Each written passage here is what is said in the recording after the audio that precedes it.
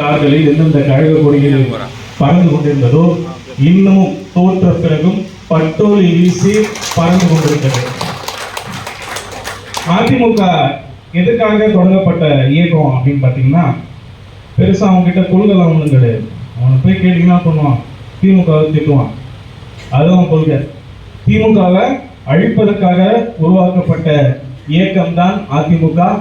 அந்த அதிமுக இன்று அழிந்து கொண்டிருப்பதை நாம் கண்கூடாக பார்த்து கொண்டிருக்கிறோம். இதிலிருந்து தெரிகிறது, திமுகவை எந்த கொம்பனாலும் தொட்டு பார்க்க முடியாது, அழிக்க முடியாது. அது நம்ம எல்லாருக்குமே தெரியும். தேர்தலில் தோக்கடிச்சிடலாம். அதுதான் கடந்த கால வரலாற்றுல நம்ம பார்த்துட்டு இருக்கோம். இன்னும் 50 ஆண்டு காலம் எவ்வளவு காலம் வேணாலும் நம்ம கட்சி இருக்கும். ஏன் அப்படின்னு சொன்னா, நம்ம மக்களோடு தொடர்பில் இருக்கிறோம். மக்களுக்கு ஒரு பிரச்சனை என்றால் முதலில் நின்று குரல் கொடுப்பவர்கள் திமுகவை சார்ந்தவர்களாக இருக்கிறோம். அதனாலதான் நம்ம கட்சி இவ்வளவு வருஷமா டிராவல் பண்றோம், இன்னும் டிராவல் பண்ணிட்டு இருக்கிறோம். இப்போ தாவேகா திமுக அழிச்சிருமா அப்படின்னு கேட்டா அதுவும் இல்லை. ஆனா தாவேகாவால திமுகவை தேர்தலில் தோற்கடிக்க முடியும்னா முடியுது. ஸோ அதெல்லாம் ஏன் அப்படின்னு சொல்லிட்டு அண்ணெல்லாம் பின்னாடி ஆலோசனை வழங்க இருக்கிறாங்க. என்னுடைய சில கருத்துக்களை மட்டும் உங்களோட பகிர்ந்துட்டு விடைபெறலாம்னு ஆசைப்படுறேன். இப்போ இருக்கிற என்ன பண்ணாங்க அப்படின்னு பார்த்தீங்கன்னா, திட்டங்களுடைய பெயர்களை மாற்ற வேலையை பண்ணிட்டு இருக்கிறாங்க. குறிப்பா சொல்லணும்னா என்ன திட்டத்தை மாற்றினாங்க, யாருன்னா ஒருத்தர் சொல்லுங்களேன். காலை உணவு திட்டத்துக்கு இப்போ லேட்டஸ்டா பண்ணது பிக்னிக்கா பண்ணிட்டான். பேருந்துக்கு விடியல் பயணத்தை தூக்கிட்டான். காலை உணவுல சூப்பரான ஒரு பாலிடிக்ஸ். அரசியல் தெரியாத நினைச்சா பண்றான் அரசியல். காமராஜர் பேர் வச்சுட்டான். இப்ப நம்ம அதை சொல்லவும் முடியாம மெல்லவும் முடியாம தவிக்கிறதா இருக்குது. ஏன் அவனால புதிய ஒரு திட்டத்தை தொடங்க முடியல, ஏன் பேரை மாத்துறான் அப்படின்னு பாத்தீங்கன்னா, உண்மையிலே மனசாட்சியை தொட்டு சொல்றேன், இனியும் இந்திய வரலாற்றிலே திராவிட மாடல் ஆட்சி போன்று ஒரு ஆட்சி யாராலையுமே நடக்க முடியாது. பின்னாடி இருக்காரு பாருங்க, இவரை மாதிரி இன்னொரு மனிதர் அதை என்ன பண்ணிட்டாருன்னா, இவரு ஒரு தப்பு என்ன தெரியுமா, 5 வருஷமா அரசியல் பண்ணல. அவர் மக்களுக்கு நல்லது பண்ணால்தான் அவர் தோத்து போனார். இதுதான் உண்மை. அரசியல் பண்ணியிருந்தா அவர் ஜெயிச்சிருப்பாரு. கரூர்ல அரசியல் பண்ணியிருந்தா என்ன நடந்திருக்குன்றது நம்மளுக்கு தெரியும். நிறைய இடங்களில அரசியல் பண்ணாம மக்களுக்கு நல்லது பண்ணணும்.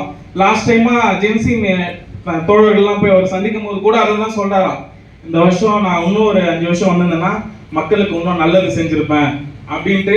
இன்னமும் திருந்தாம மக்களுக்கு நான் நல்லது செய்வேன்ட்டு இருக்கிற ஒரு தலைவரை நான் தலைவரா ஏத்துக்கிறது ஒரு விதத்துல நான் சந்தோஷப்பட்டாலும் இன்னொரு விதத்துல மனசுக்கு கஷ்டமா இருக்குது. எப்படின்னா, நான் ஒரு தோழர்கிட்ட பேசும்போது அவர்கிட்ட சொன்னார், என்னால முடியல தோழர், இப்படி ஒரு சிஎம் நம்ம பார்க்க முடியல, அதுவும் எங்க கழக தலைவரை இப்படி பார்க்க முடியல அப்படின்னு நான் சொன்ன உடனே அவர் எனக்கு சொன்னதை நான் உங்ககிட்ட சொல்லிக்கிறேன். என்னுடைய மனநிலையில யாரா இருந்தீங்கன்னா இதை பயன்படுத்திக்கங்க. அவர் என்ன சொன்னார்னா, தம்பி, கொரோனால எப்படி நம்ம வாழ பழகிக்கணுமோ அது மாதிரி இந்த தாவேகா ஆட்சி இருக்கிற வரைக்கும் கொஞ்சம் வாழ பழகிக்க, பார்த்துக்கலாம். கொரோனா எப்படி முடிஞ்சதோ அது போல இந்த ஆட்சியும் 6 மாசமோ 2 வருஷமோ ஒரு 5 வருஷமோ கண்டிப்பா அது முடிஞ்சிடும் அப்படின்ற ஒரு நம்பிக்கையில நானே இருக்கிறேன். குறிப்பா தோல்விக்கான காரணம் அப்படின்னு என்ன பார்த்தீங்கன்னா, ஐடி தான் காரணம் அப்படின்னு சொல்லிடுறாங்க. சமூக வலைதளம் தான் காரணம் அப்படின்னு ஒரு மேஜர் ஃபேக்டரை நம்ம நினைக்கிறோம். அது ஒரு காரணம் தான். ஏன்னா இளந்தலைவர் கூட சந்திக்கிற ஒரு வாய்ப்பு, ஒரு ரவுண்ட் டேபிள் 20 பேர் தான் இருந்தோம், அண்ணா இருந்தாங்க. அங்கேயும் இதே மாதிரி தான் விவாதிச்சாங்க. ஐடி இங்க சரியா செயல்படலன்னா, சோசியல் மீடியால சரியா செயல்படலன்னா அப்படின்னு சொன்னாங்க. அப்போ இளந்தலைவர் 2 விஷயத்த சொன்னாங்க, அதை பகிர்ந்துக்கணும்னு ஆசைப்படுறேன். அப்போ அவர் என்ன சொன்னார்னா, சமூக வலைதளம் மட்டும்தான் காரணமா அப்படின்னு எங்களை பார்த்து கேட்டார். தோத்ததுக்கு சமூக வலைதளம் மட்டும்தான் காரணமா? எல்லா பழியும் தூக்கி சோசியல் மீடியால போட்டுறீங்க, ஐடி மேல போட்டுறீங்க.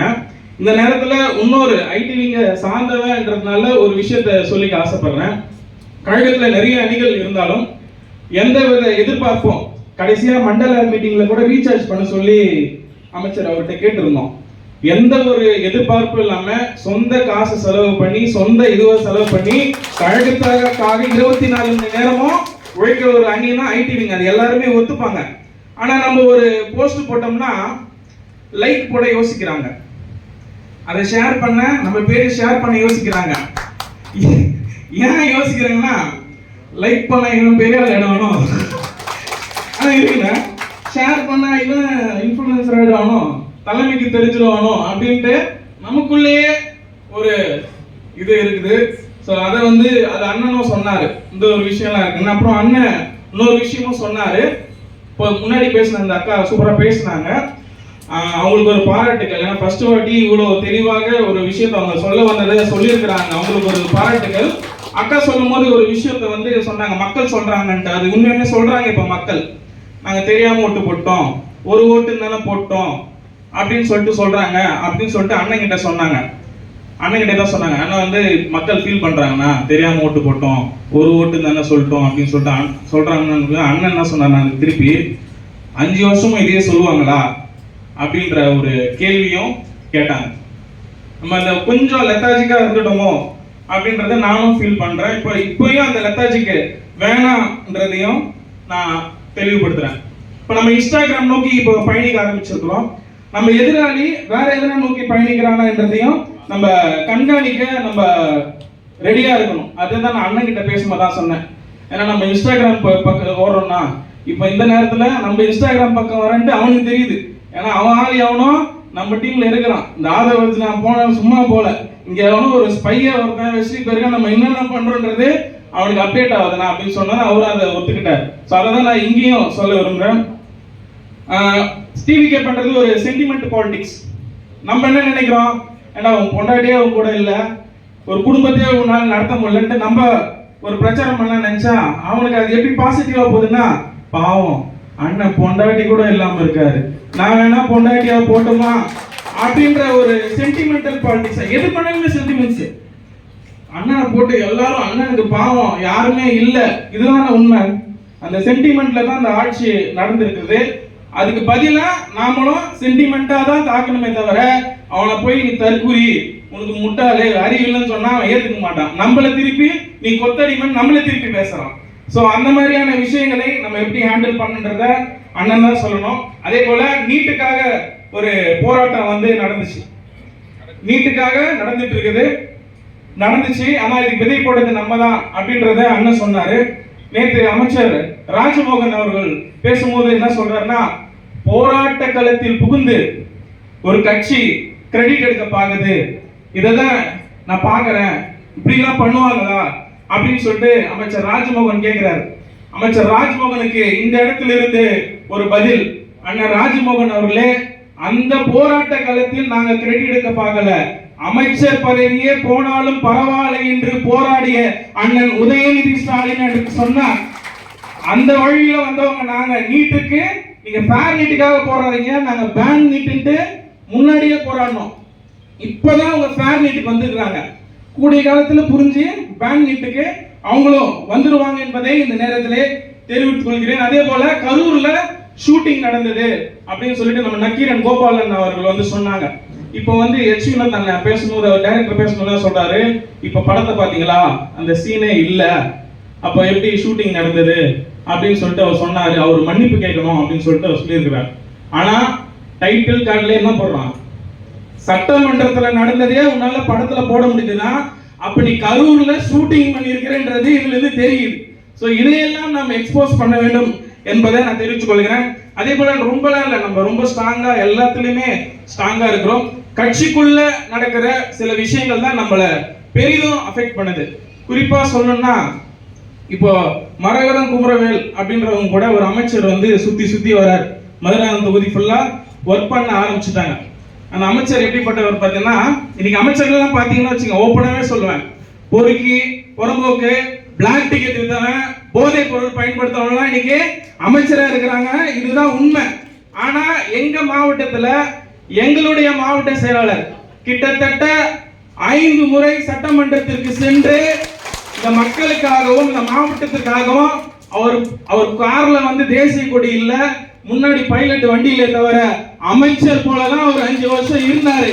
இப்படிப்பட்ட போன்ற நபர்களுக்கு அமைச்சர் பதவி நம்ம கழகம் கண்டிப்பா கொடுக்கணும். கேட்டா என்ன சொல்றாங்கன்னா, ஒரு மாவட்டத்துல 2 அமைச்சரா பக்கத்துல அப்படின்னு சொல்றாங்க. ஆனா சவுத் சைடுல எல்லாம் அது நடக்குது. அதை நான் கண்கூடா பார்க்கிறோம். ஒரு மன வேதனையோடு தான் இங்க நின்றுட்டு இருக்கிறேன். அவருக்கு அடுத்த முறை நீங்க அவருக்கு வாய்ப்பு கிடைத்து அடுத்த தேர்தல் ஜெயிச்சா கண்டிப்பாக எங்கள் அண்ணனை நீங்கள் அமைச்சரா ஆகணுன்ற உறுதி கொடுத்தாலும் நாங்கள் தேர்தல் வழியை செய்வோம் என்பதையும் இந்த நேரத்திலே தெரிவித்துக் கொள்கிறேன். அதே போல இந்த ஜென்சி மீட்டப்லாம் நடத்தணும், காஞ்சி சவுத் சார்பாக நடத்தணும், அண்ணன் ஹெல்ப் பண்ணாங்க. அதே போல மதுராந்தகம் தொகுதி சார்பாகவும் நடத்திருக்கிறோம். இது ஏதோ ஒரு 5 பேர் போட்டோ போட்டு அவங்கள பிரபலப்படுத்துறதுக்கு அப்படின்லாம் இல்லை. இதை எப்படி மைக்ரோ லெவல்ல பண்ணலான்ட்டு அண்ணன்கிட்டே நான் சொல்லியிருக்கேன். ஒரு வார்டு வாரியா போயிட்டு இந்த மீட்டப் நடத்துவோம். 2 பேர் ஒருத்தங்கிட்ட போய் பேசுறதுக்கும் நாங்க தயாரா இருக்கிறோம், எங்களை யூஸ் பண்ணிக்கங்கண்ணா அப்படின்ட்டு அண்ணன் கிட்ட சொல்லியிருக்கேன். அதுக்கான முடிவு வந்து அண்ணன் சொல்லுவாங்க. ஒரு தெளிவான பாதையை வந்து அண்ணன் வகுத்து கொடுப்பாங்க அப்படின்றதும் நாங்க நம்புறோம். இன்னொரு கடைசியா ஒரே ஒரு விஷயம் சொல்லி முடிக்கிறேன். நம்மால் பயனடைந்தவர்கள் நம்முடைய என்னது நன்றி காட்டுவார்கள் என்று எதிர்பார்க்க கூடாதுன்னு யார் சொன்னது? எங்க தாத்தா கலைஞர் சொன்னாரு. நான் என்ன நினைச்சேன்னா, தாத்தா வந்து மக்கள் தான் சொல்றாரு அப்படின்னு நினைச்சேன். கட்சியில அது வைகோவை பார்த்து தான் சொல்லியிருக்கிறாருன்றது நம்மளுக்கு காலப்போக்க பார்த்ததான் புரிஞ்சு. எப்பா தோற்றத்துக்கு பல காரணம், சமூக காரணம், இது வேற காரணம். கூட்டணிக்குள்ள இவ்வளவு நயம் வஞ்சகத்தோடு நீங்க பணியாற்றிருக்கிறத பார்த்தா எங்களுக்கு ரொம்ப ஒரு புல் அறியுது. ஒருத்தருடைய உள்ள இருக்கிற அந்த இது வந்து இப்பதான் வெளியே வருது. குறிப்பா சொல்றேன், இப்ப சொன்னாங்க கடந்த இந்த ஆட்சி தாவேகா வந்து தனித்து நின்று போட்டியிட்டது, ஆனா திமுக இத்தனை கூட்டணி கட்சிகளோடு நின்று போட்டியிட்டு தான் வென்றதுன்னு சொல்றாங்க. நான் இந்த ஒரு 2 மாசத்துல ஒரு விஷயத்தை அண்டர்ஸ்டாண்ட் பண்ண அதை ஷேர் பண்ணி முடிக்கணும்னு ஆசைப்படுறேன். இவ்வளவு நயவஞ்சகத்தோடு அவங்க தேர்தல் பண்ணி செய்திருக்க முடியுமா என்பது ஒரு பெரிய கேள்விக்குறி.